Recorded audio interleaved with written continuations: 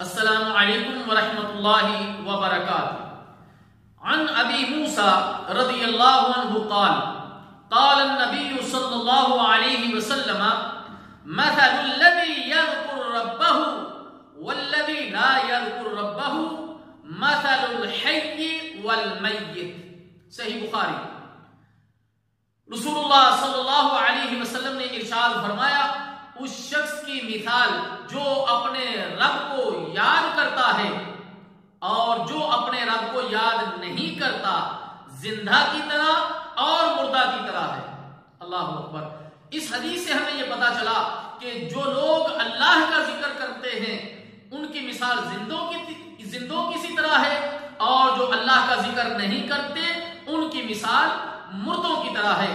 اللہ تعالیٰ جل شانہ سے دعا ہے کہ اللہ تعالیٰ ہمیں زیادہ سے زیادہ اللہ کا ذکر کرنے کی توفیق عطا فرمائے۔